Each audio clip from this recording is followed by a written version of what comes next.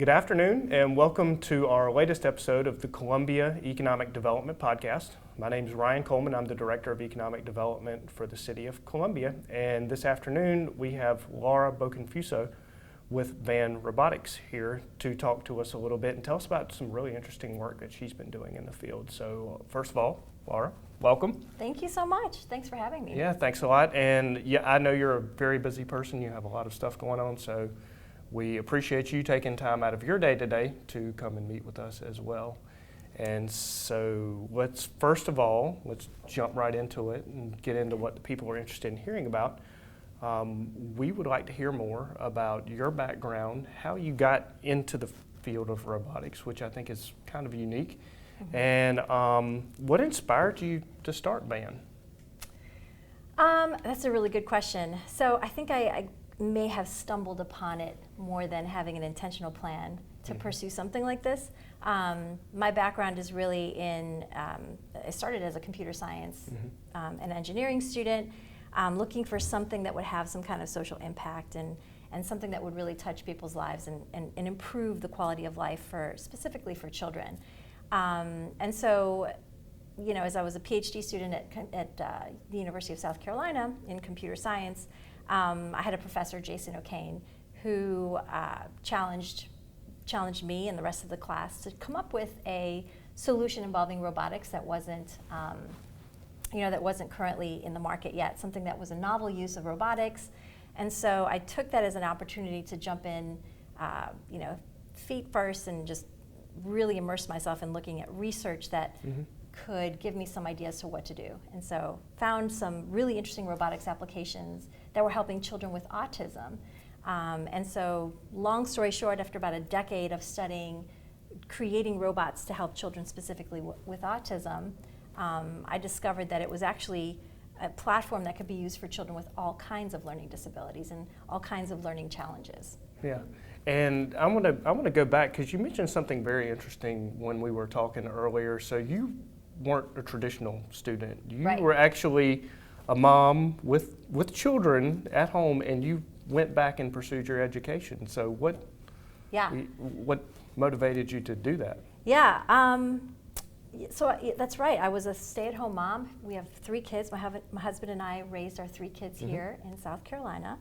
And when the youngest one went back to school, I really wanted to pursue more education. I thought that it would be fun to teach at the college level. So I thought I would enroll. I had been out of school for a long time, so it was a little bit of a daunting idea. But at the same time, it was something that I wanted to do, and I thought, worst comes to worst, I'll try something else. But class after class, it kind of just accumulated, and so over time, it became something that was really feasible. And I think for a lot of moms, I think that's important because I think sometimes we talk ourselves out of doing something because we don't have other people we can point to and say, well, they just did it, so I can do it too. And I think it's important to try, right? I think we don't give ourselves enough credit as moms, juggling a lot of things and multitasking and managing all of the conflict resolution that we have to do on a daily basis. That is very true. Which is a tremendous asset for someone who wants to tackle a new challenge. So I hope that others Moms are secretly superheroes. That's right. Without the cape. That's right. Yeah, no capes. And so you went back to school, started your company, you've created this robot, Abby. That's right. And I guess you kind of identified that, Abby could be a mechanism for learning, and not just in students with special needs, right? But kids are kind of naturally just short on attention for the most part, and a lot of energy, but kind of tough to keep in one spot. So how did you go about kind of identifying that and then developing Abby, and what have y'all learned from your experiences with that? Yeah, so that's a great question because it was not really, like I said, an intentional path. I think what happened was we were testing, I had developed a robot to help kids with autism, and in so doing, right, you have a research study where you have a control group with typically developing kids, and then you have a group of kids that have autism. And what we noticed is that those kids that were typically developing were as engaged were as motivated, were as excited to work with the robot, and actually their scores improved along with the kids that we were testing the robots for. So it became a natural extension of what we were doing to actually offer this to kids who were having attentional difficulties, to kids who were just needed that extra step-by-step scaffolded approach to help them work through math problems in a way that was engaging and fun. And so, so we decided to basically create a technology that took all of the lessons we had learned from working with kids with special needs and all of the latest data. 1 in 5 children now has an intentional challenge in school, or a learning challenge. So that's 20% of the population of kids, not to mention all the other kids who haven't been formally diagnosed with something. So I think for us it was just a clear path to basically develop the technology in such a way that it would be useful for any child who is really struggling with a particular skill. I think the Abby responds and does a lot, and there's the movement and whatnot, and at least from what I saw with the demonstration that y'all did for us, the interactive element of it, kind of helps to keep the kids' attention focused. Where, say you're in a classroom situation, and you've got one teacher to 30 students, the robot kind of helps provide a little bit of the interactivity and feedback where the teacher may not be able to necessarily do it at that time. So. That's right. Yeah, so the 3 things that Abby really does well is it scaffolds the math skill. So starting in 3rd grade, 4th grade, and 5th grade, Abby really scaffolds every step of sort of the methodology that the student needs to follow to solve a particular problem. Does that very well. It provides on-the-fly feedback as to how they're doing, what they got wrong, and if they got something wrong, why the right answer is correct. So that's one aspect. The second thing is that it tracks attention. So during the course of the lesson, it's actually watching what the student is paying attention to. And that's really critical because if, any teacher will tell you, if your student isn't paying attention, there's no point in teaching anything, right? So they need to be engaged in attending. And if the robot notices that the student isn't paying attention, there's a number of things it can do, right? So there's a few different mechanisms that the robot uses to get their attention back again, right? It can call them by name and say, hey, let's get back to the lesson. It looks like we're drifting a little bit. If it's a little bit more chronic, the robot can say, hey, why don't we take a quick brain break? And the robot will actually start some music and take them through a quick 20-second breathing exercise or do a quick fun game to get them back engaged again. So there's a number of things that it can do to help regain attention. And the last thing it does is that it tracks user history. So it's not only step-by-step scaffolding the lesson, paying attention to what the child is paying attention to, but it's also building this user profile so that over time it gets better at teaching each individual student. It's pretty amazing stuff. Yeah, it's like I said, it's been a long time coming. So we've been building these little parts of it for about the last, I'd say, 8 years or so. And so you went through the Techstars Accelerator program, which I think is it's a nationally recognized name now, as far as business accelerators go. And so what was that experience like? Techstars was pretty amazing.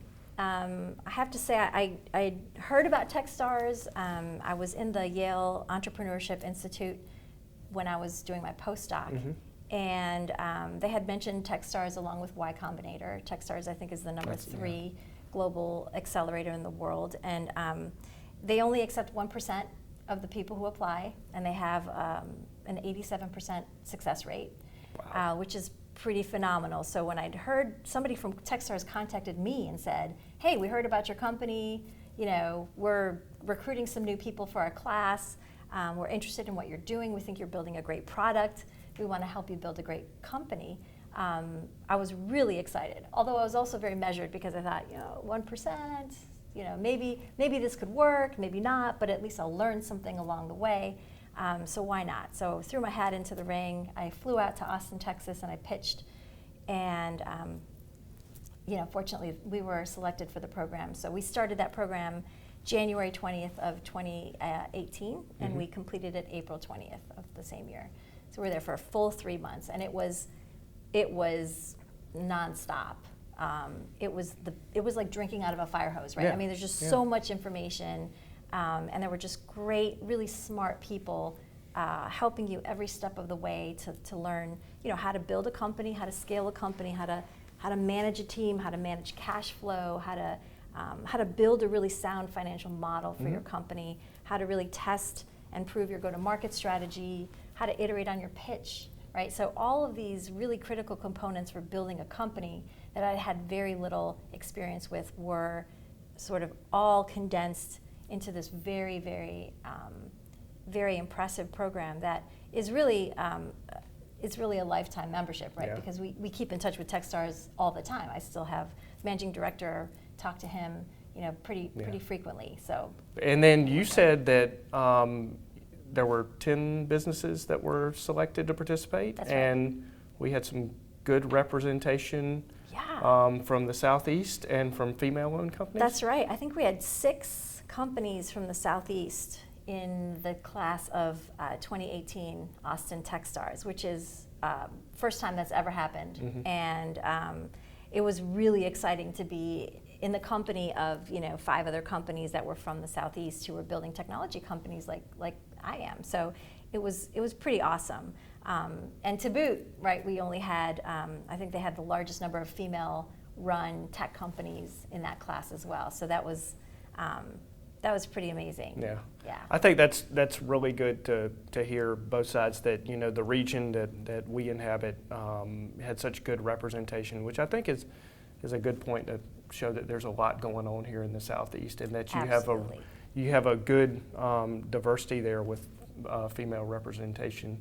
Mm-hmm. Something I know that's discussed a lot socially these days as well. So Yeah, and you know what? I want to really put a dot on that I, because that's a really important point. I think there is a lot of talk about it, and I love to see it when people actually put action behind it too. And that is starting to happen, right? That ball is really starting to roll now, I think, in the Southeast especially, but in other parts of the country as well. You can see that there's a movement of not only saying, we want to support women in technology, but now we're actually going to put resources and effort into that effort as well, into that challenge.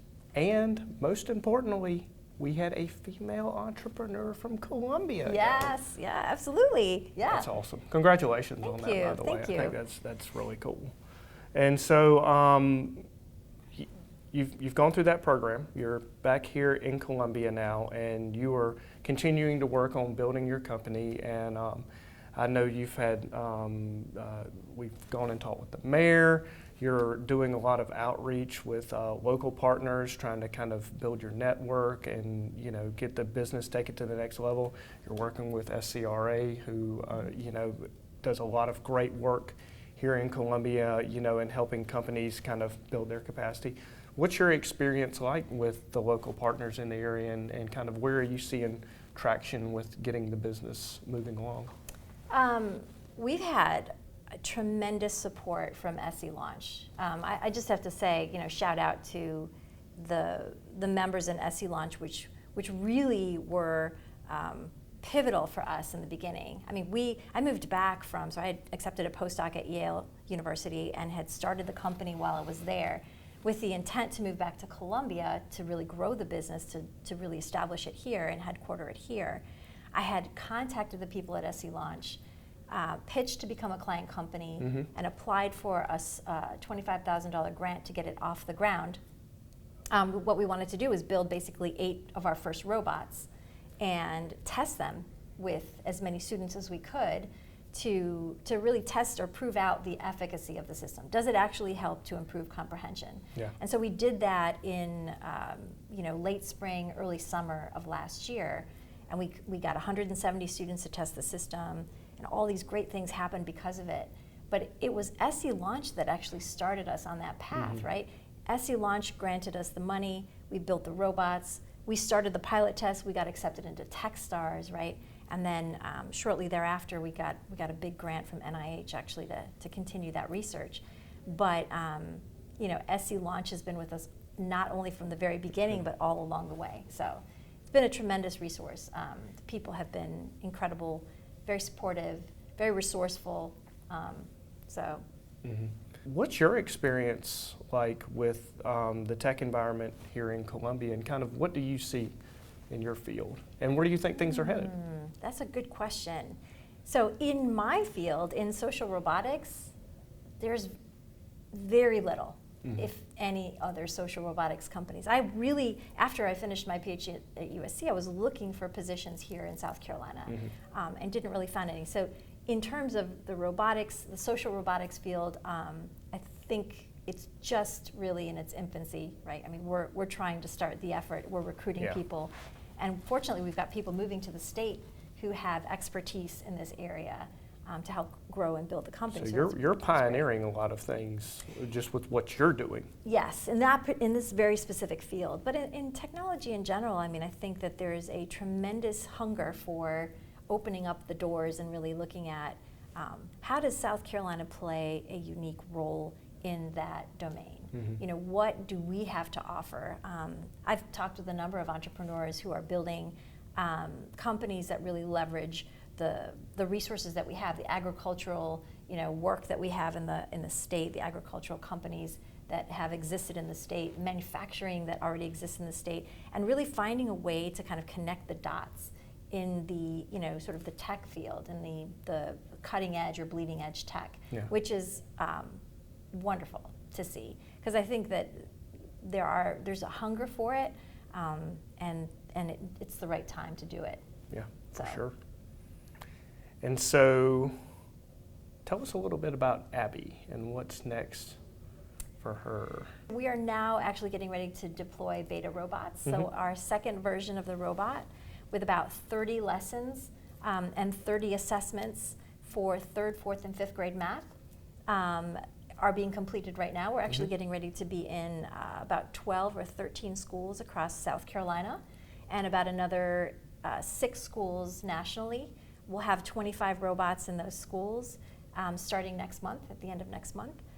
So we'll be collecting a lot of data from those first 25 robots and those first, you know, I'd say about 20 schools. And then we'll be actually commercially selling them starting in August. Nice. So we have a big campaign. That's a big milestone. It's huge, it's huge. And we've got a manufacturer now who is going to be producing these. We'll have about about 600 robots. So we'll be selling them direct to consumer. Right now it's a plug and play robot. So there's no training really required. You plug the robot in, you launch your device, and it uses the screen as a whiteboard. So it illustrates important concepts on the screen, and Abby kind of walks you through how to solve each problem, giving lots of feedback. But we're excited because this next milestone of commercial sales is very soon. So looking forward to that. Yeah. Great. Yeah. Well, we'll have to check back in come August and hear how things are going when y'all actually really start to take the product to market. So sounds great. We will be rooting for you when that happens for sure. Thanks and so much. Where do you see yourself in 5 years? Well, I see myself in South Carolina, running a company with a team of people who are dedicated to building more robots that are basically being sold to schools and to the direct-to-consumer market. We would like to be in tutoring centers. We would like to be in libraries. We would like to be in after-school programs. So we want to be a ubiquitous solution for parents and teachers to be able to improve and accelerate learning. So we want to be at the forefront of really pushing the boundaries of helping kids in South Carolina specifically have academic excellence. That's awesome. Well, I just want to commend you for the work that you've done on this. Ever since you came in and presented to us and the mayor, I think you really did a great job of kind of identifying a need out there and introducing, not only a product that's helpful, but I think that, is interesting and is stimulating to kids, which is kind of the target market. Yeah. And, kind of the days of just sitting down in the kitchen table with a stack of books and homework, those days are kind of diminishing now. And with the advent of technology and now this interactive phase that can really help solicit kids' attention is pretty key, I think. So like, you know, we heard from a lot of teachers across the different Alpha sites that we went to last year.